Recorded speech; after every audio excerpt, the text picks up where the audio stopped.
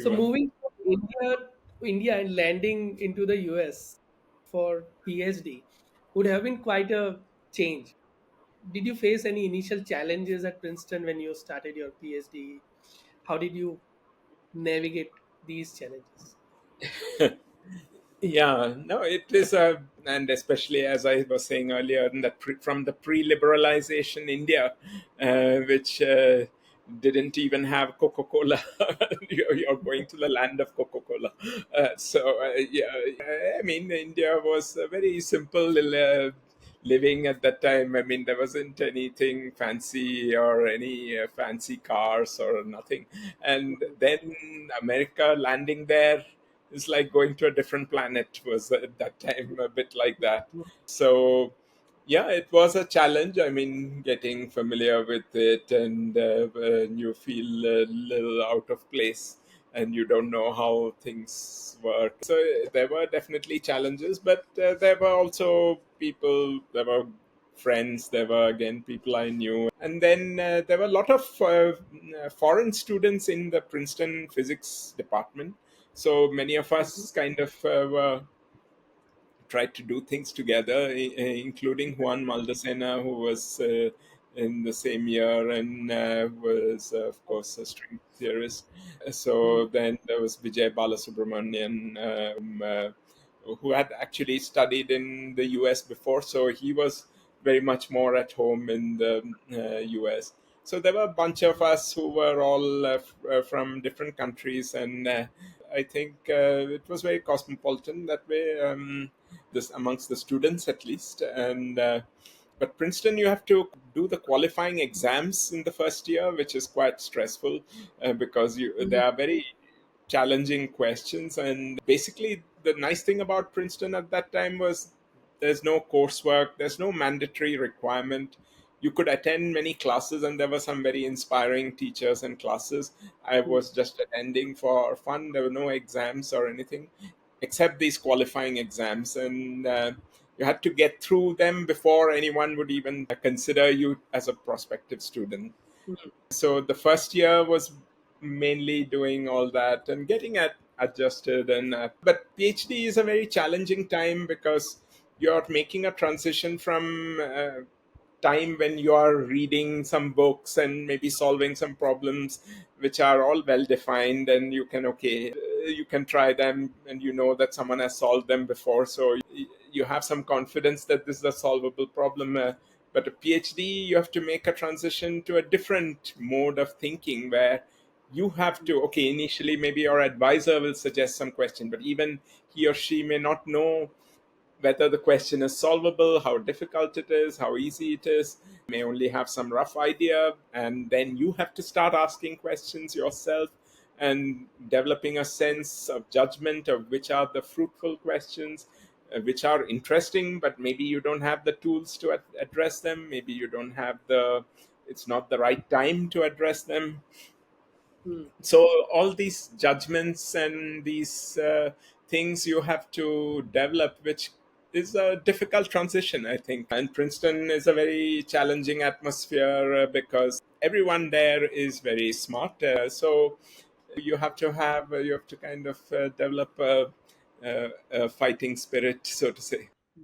When you commenced your PhD, Professor David J. Grouse was already a distinguished figure in theoretical physics, having formulated quantum chromodynamics with his student Frank Wilczek nearly 2 decades prior, which is a theory to understand a strong nuclear force. Additionally, Professor Edward Witten, another of Professor Grouse's student, had received the Fields Medal, the most prestigious award in mathematics. Given this context of academic excellence, could you share with us how you approached Professor Grouse to be your thesis advisor? What this mentorship meant for you, for your own research journey?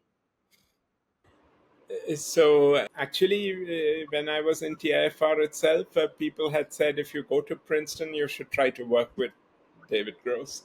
And I knew all this history that you had said, and he had been very active very recently also. I mean, not just with the students from the past. He had, of course, a very distinguished track record of his own research, but also with his students. And just a few years before I joined, there were all these developments in string theory, the so-called now what is called matrix models and minimal strings, so which he was at the forefront of. So, but at the same time, so he was a person rooted in quantum field theory. In fact, he had done most, as you said, most of his work, the best known works were in quantum field theory, though he was a pioneer of string theory also. The first year when I went, he was actually on sabbatical in Berkeley. So he was not in Princeton in my first year. But as I said, I was giving those exams and preparing for those exams. But he came back at the end of my first year when after I had finished my exams. And he had been working on the string dual to QCD, to Yang-Mills theory in two dimensions.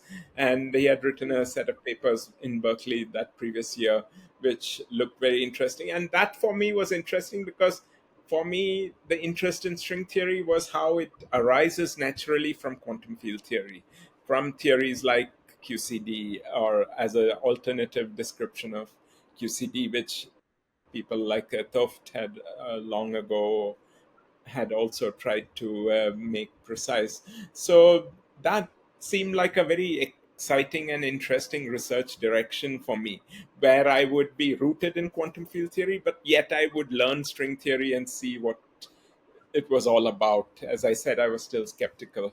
So I didn't want to get into some other aspects of string theory, which were much more, which seemed to me much more kind of remote. I didn't really, couldn't contextualize them. And so I approached Professor Gross, and he had just come back. He had, I think, had only one student at that time, and so he was ready to take on more students. And he asked me about my interests, and I mentioned about my interests, and we had some conversation, and he agreed to take me on. And of course, it was a privilege to work with him. I felt that it was a great opportunity and a privilege, and indeed, I learned very much from him, and I, in fact, continue to learn from him. I mean, I just last month I met him also in Santa Barbara, and we were discussing physics.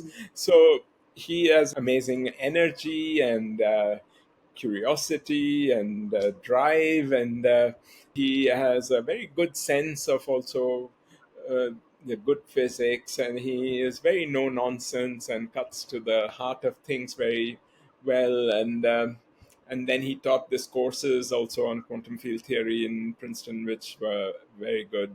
I then became a teaching assistant for that course. So the first paper which we wrote, which was my first paper, It was in 1994, Mastering the yeah, Master Field. yeah, you have done a lot of research.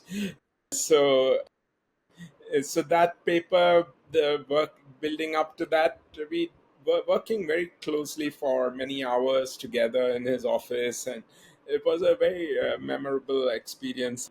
And that paper also was something uh, I'm happy about it. In fact, even now, it was one of the first papers to introduce some techniques into understanding the large n limit, which also people are using even now for some in many other contexts also. So it was very good.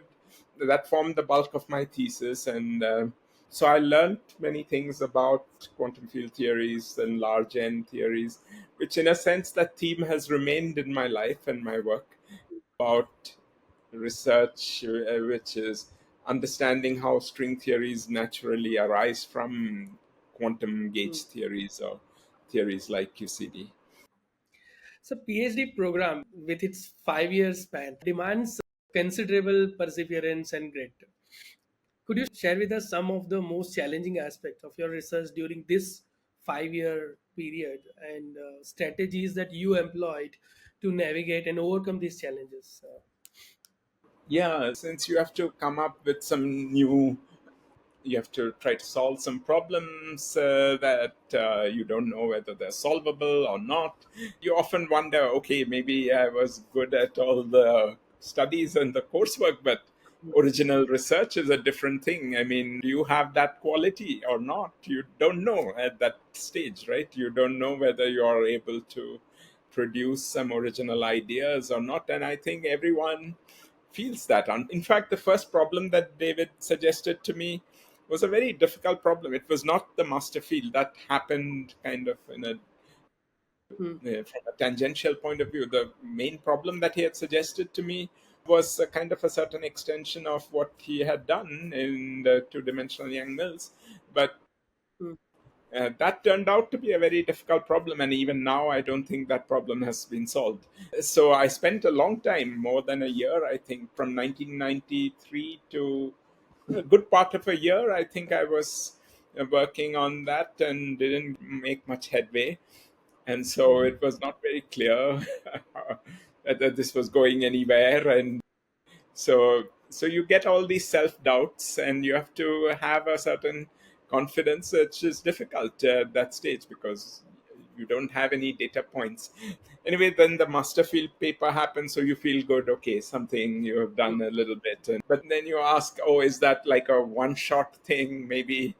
Then again, a long period went. Then I wrote a small little paper on my own, which was an extension of the previous paper. But then at the same time, that was a very exciting period in string theory in 1995 onwards, with the Hmm. so-called dualities and other things. And Princeton Hmm. was at the heart of it. And everyone, there were seminars. It was very exciting. I mean, in a way, I had a balcony seat, but it felt like I was missing the action, so to say. A lot of action Ah. was happening, and people were doing wonderful things and exciting things, and new things appearing on the archive and etc. But I was not. I was doing a different kind of problem, and nothing to do with string theory, which I had kept at a distance the mainstream string theory. And but all this was happening, which was very exciting. I was lucky to be there because I could follow things, I could kind of keep up with things, and I could learn things.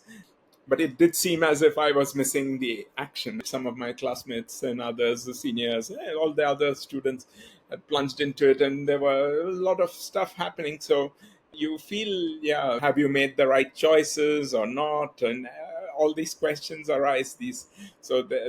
And I think this is common to everyone. I think these. So in the long run, I think it was fine. I learned many things. I think my instinct not to jump into a fad was also good.